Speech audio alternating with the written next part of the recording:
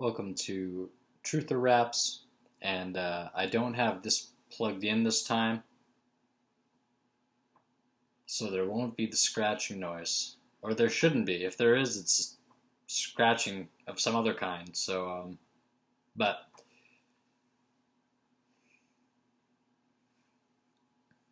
um, yeah. So, it's not necessarily great, but there's an interesting Nas line in the album Hip Hop Is Dead. I think the album hit me at the right time, particularly because I didn't know much about, I didn't know like that much about rap. I think I had like gotten into rap a decent amount at that point, but like I still wasn't as well versed in it as I would become later. I never really looked that much into like the '80s, like old schooly kind of stuff though. So like Schooly D, Melly Mel, She She, Bleeby Blue. It's aside from like some of the major notable things, and even some of those I haven't listened to. Um, I still don't know much about the era that Nas was talking about in Hip Hop Is Dead, but the album it was sort of a fun experience back then because it was like an elder of rap that you don't even know much about yourself. Like I think I had only just relatively recently found out that people considered Nas like a good rapper. Like I didn't even know like who he was really. But then I had gotten Illmatic and blah blah blah. But Nas has a line in Hip Hop Is Dead where he says something about like I'm gonna pop out of a car and ask y'all to name your top five Big Daddy Kane lines the fastest or something like that. And and I was thinking of like assembling some like lines. Like Tom McDonald has a lot of good lines and No Response, and they're kind of like Little Wayne lines. So I thought about like maybe having just different rappers lines ultimately. And yeah, so I'm just gonna do like some of my favorite like one liner like kind of disses or kind of like punchline things in rap. And these can be in songs that have more going on, but sometimes it is like like sometimes you'll get Cannabis just sort of hitting you with a bunch of like fun lines for the span of a song that like sound cool and interesting. So okay, first actually is Cannabis. I think it's the song 100 Bars, and this is one of my favorite lines by Cannabis or anyone else. Um, no, Cannabis lyrics. Uh, I'll find it very easily, actually. Yeah, the sequel. Okay, getting in my way is like jumping in front of a car.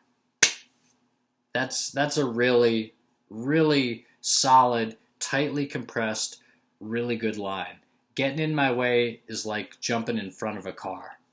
Getting in my way is like jumping in front of a car. Like just the pure impact of that. It's like he doesn't need to be creative. He doesn't need to be like Eminem rattling off like all these different acrobatic flips the car did in the air. He doesn't need to be Cage coming in with some like really like disgusting kind of kind of like morbid line that like has a fun punchline or something. He doesn't need to be like all of the members of Army of the Pharaohs describing all of these different ways like it's a giant flying head enemy from the game Doom, but it's just filled with like thousands of whirling blades, and that's the album by Army of the Pharaohs, and every one of those blades is like a different way that they thought of to say like I'll get you in so many words in the album. Cannabis doesn't need to do any of that. He hits you with the pure visceral feeling of like this is actually a realistic thing, and if the simile is then true in terms of like getting in Cannabis's way is like this is, then getting in Cannabis's way is a really you know is a really futile endeavor to say the least. So, and a futile and self-destructive one. And so let's move on. One of my favorite lines from the song "No Response," which is by Tom MacDonald. "No Response" is one of the most incredible, just hit you over and over again with like bragging, but also with a little bit of like, self-reflection, and also with a little bit of like autobiography and stuff. But like it's like a Lil Wayne song on steroids. It's an awesome song. I'm not saying it's necessarily better than like this Lil Wayne song or that Lil Wayne song, but it's awesome. And one of the best lines from that is choking y'all to death like I am Homer home alone with Bart. You know, like in The Simpsons, Homer like strangles Bart, and especially in the older episodes, and like it's sort of a sight gag, and it's like Bart going ah, and Homer going, "Why you little?"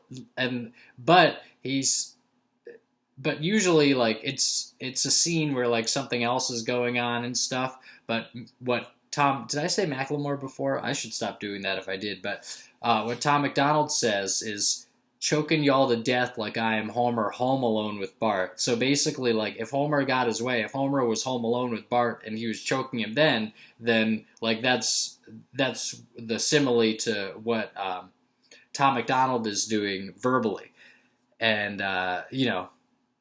And by the way, yes, this is all verbally. I went through this with my freaking with the whole freaking court thing, and it's just like, you know, sometimes people say things expressing emotion. I'm not saying that I'm ever gonna write anything like that again, like you know, as an email to a person or something like that. You know, I won't ever do that again. But it's like it seemed like nobody in the entire constellation of everything that was going on, like zero people, it seems like, gave me one like moment. Actually, one person did. It was actually someone who worked in one of the prisons that I went to, and he was a nicer guy, and he was pretty, he helped me out in some ways, not in any like shifty ways, but just like, he was sort of a minor advocate for me. And like he was a really nice guy, and he worked in the prison, and he wasn't like a work study like prisoner or something either. Like his profession was working there, and he one time he said to me like, "You're here for words, like just words," and that's the kind of thing that I heard from nobody else. It's like really like somebody sends some aggressive emails to somebody, and like they're very violently phrased, but they're phrased in such a way that is like, I mean, so obviously like hyperbolic, and someone just reaching for like the most like offensive or the most impactful thing they can say. Like it, like does that strike nobody as at least a possibility of somebody just getting out a lot of emotion by expressing it in the harshest terms possible in a series of emails sent just on one day, and never before then, never after that, to this person? It's like, does anyone get the sense that maybe those emails were literally just, and I'm not saying that it was good to send them, and I'm not saying that it wasn't disruptive for someone to receive them, blah, blah, blah, but at the same time, there's one extreme of maybe saying like, or I don't even know if I'd refer to it as an extreme, but there's like a perspective of saying like, the words don't matter at all, and like it doesn't matter if I sent like somebody emails like that. But then there's also a perspective of saying everything you sent was true, and it's sort of like Eminem in that line saying everything you said was real, and I respect you because you tell it. Everything you say is real. That's from Stan, right? But there's a perspective that you could also go astray by, maybe, and this is a perspective I saw almost 100%. Everyone around me, including mostly the prisoners, when I talked to them about it, there's a perspective. I don't want to short shift anyone, but like generally, this is what I came up against. There's a general perspective where you wrote this is horrifying, and you're some kind of like psychotic person, and like it's the most horrifying thing, and like this is a real danger and stuff. It's like, was there ever like a sense that there might be a reasonable doubt that no, actually, these might have just been someone writing expressively because they were feeling angry about one thing or another, but then they were essentially sending emails to an anonymous person. As far as like the amount I knew about this person, having just found their name like in a newspaper article that day, and they said something annoying in the newspaper article, so I was like, oh, screw it, I'm going to send him some like emails saying like, who do you think you are, or whatever. It's like, do you think that possibly it was just someone blowing off steam on someone random, essentially on the internet, random enough where I think, got the article as a push article to my phone's homepage. I didn't even seek it out. It came to my phone, and then I opened it up, and it sort of worked like a sting operation, didn't it? No, I'm not saying it. It was involuntary or anything on my part to send those emails or anything, but at the same time, nevertheless, it's sort of interesting that it came to me. And I'm not saying it was like, I'm saying that's sort of like, it's sort of interesting in the sense of like, society just helped me in this horrible thing that happened. But in any case, the perspective that I saw almost uniformly among everyone, even the people supposedly on my side, was this perspective of like, you wrote those things. You wrote those things. Like, that's so horrible. You wrote those things. And it's like, doesn't anyone like have the idea that like somebody might like write expressively? That somebody might like be feeling a lot of anger, especially because they're listening to stuff like Ben Shapiro and other political stuff where, whether intentionally or just by great effect, the point is to rile you up every time. And so you listen to, political stuff, like you watch all this political stuff on YouTube, you get really into it, you're reading about and hearing about all of the horrible stuff that's happening in the world. And then they have this like chorus of people on the other side on TV that are there saying things as inflammatorily as possible, and that gets you more pissed off too, to the point where you don't even want to listen to the parts where they clip some MSNBC person onto the show, because it's like, I don't even want to hear what they have to say. Like, it would hurt me to hear it. I'm that way about a lot of things, interestingly enough. But like, it's like and please don't take that as a cheap way to, oh, Matt doesn't want to look into a lot of things because it would hurt him. It's like, no, I don't want to listen to someone on TV saying like disgusting, horrible things with probably the clear intention to rile as many people up as possible who both agree with that person and disagree with that person. I don't want to listen to that shit. Like, I don't want to listen to someone being as sour and as mean, as snide as possible.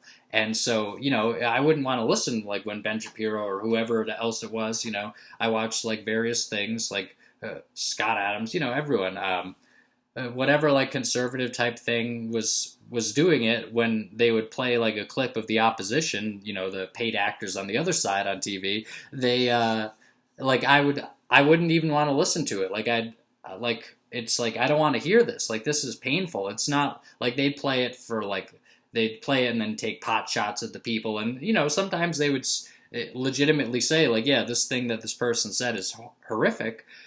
But at the same time, it's like, it was just like, man. And so anyway, to get back to what I was saying, I'd been listening to so much charged stuff, and I had so few people to talk about it in the first place. And the people online that I did talk about this stuff with were so incredibly abrasive and so incredibly, like, either basically, it seemed like, I think I was probably still reading more like left-wing websites and stuff just because I had read them in the past, but like it seemed, or maybe not, I don't know, it seemed like a lot of the people I was coming up against online were just so incredibly, like, just the meanest, nastiest, just like want to spit on your face kind of people. And it was just like that kind of person. Every time I wanted to talk to someone, it was that kind of person that I ended up talking to, or the people in my real life who ranged from like okay to non-responsive kind of, to just basically yelling at me if I ever even brought something up and not even listening to a word of what I was saying.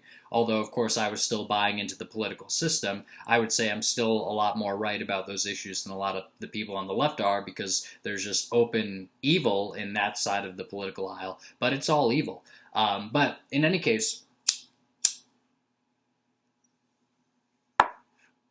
in any case, after all of that, like not even like more than a year of that, like after like 8 or 9 months, well, I guess approaching a year of that, like a year of like getting really into this stuff and like thinking about it a lot and watching stuff about it and listening to stuff a lot and stuff like that. After like a year of that, of being like just blasted on all sides, or allowing myself, putting myself in the face of these full frontal attacks on all sides, like all this political propaganda and shit. And I had some good realizations back then. I wouldn't take back some of the realizations that I had. I wasn't all wrong, like in terms of like where I morally was at and like where the values were being placed and stuff. There was some that it's just like you were mistaken, but there was a lot where it's like, yeah, no, you were right. But the thing is, to play is to lose.